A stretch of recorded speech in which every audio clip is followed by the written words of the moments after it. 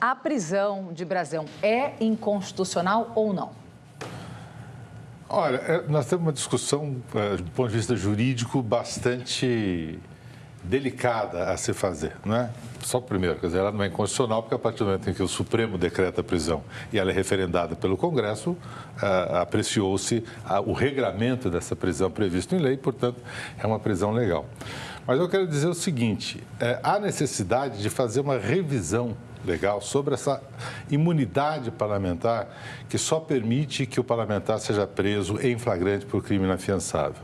Eu ouso dizer o seguinte, se a discussão que tivesse aí não fosse o crime que tivesse a relação com a Marielle, esse crime horroroso que toda a sociedade quer que seja punido, um crime político, que a gente não tem adjetivos para qualificar o crime que finalmente está chegando aos culpados, mas fora um crime cometido por um parlamentar, com menos decorrências políticas e numa época onde a eleição não estivesse tão perto, eu ouso dizer que não seria difícil que a Câmara barrasse a prisão e dissesse que o Supremo não poderia fazer. Porque a gente tem que entender primeiro o seguinte, o flagrante aí não é relativamente ao crime da Marielle, porque esse já passou tantos anos que nem cabe mais flagrante.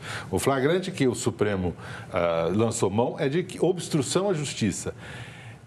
Esse crime de obstrução à justiça, esse flagrante de crime de obstrução à justiça é muito delicado. Os juristas criminalistas aí têm que pôr a mão na cabeça para dizer se esse efetivamente é um crime inafiançável ou um crime hediondo para que mereça esse flagrante. Então, é essa discussão que eu acho que a gente tem que ter de fundo. É necessário uma revisão dessa legislação para que efetivamente seja restringida essa questão da imunidade parlamentar e que o parlamentar siga as regras que todo cidadão segue. Ou seja, se eu cometi um crime que não tem nada a ver com a minha atividade parlamentar, e isso é claramente um time bárbaro, um crime hediondo que não tem nada a ver com a atuação de um deputado, ele tem que ser julgado em primeira instância e ao rigor da lei e respeitando tudo aquilo que prevê o Código de Processo e o Código Penal em relação àquela conduta que ele cometeu.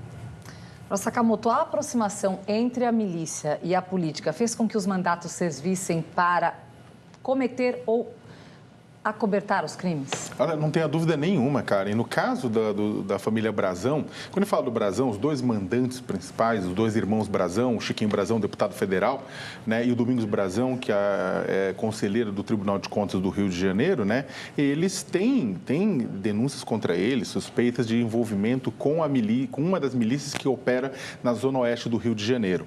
Né, uma questão, inclusive, uma das razões da execução teria sido que Marielle se colocou contra, né, o pessoal e Marielle se colocou contra um projeto de interesse imobiliário deles que tinha envolvimento com a milícia na zona oeste do Rio de Janeiro. Né? Agora, o que acontece? Olha que complicação. O Rio de Janeiro é um estado em que você tem uma promiscuidade entre a milícia, a polícia, o poder muito forte. A gente viu que o terceiro mandante apontado pela Polícia Federal, o Ivan Barbosa, era chefe da Polícia Civil e segurou a investigação. Ele falou, pode matar que eu estou seguro no peito.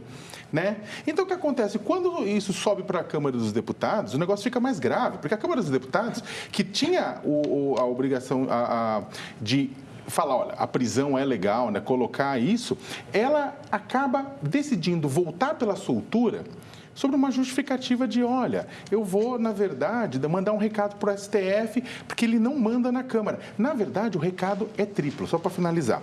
Primeiro, deputado, na nossa opinião, pode cometer crime, sim, acobertar crime, né? E vocês que se explodam. Segundo, mexeu com a milícia, mexeu comigo, porque está diretamente envolvido. E terceiro, e último, né? Que falar o seguinte, olha, aqui é um território que não cabe defesa de interesses de mulheres, de negros, LGBT, pobres, que é o caso do grupo representado pela Marielle.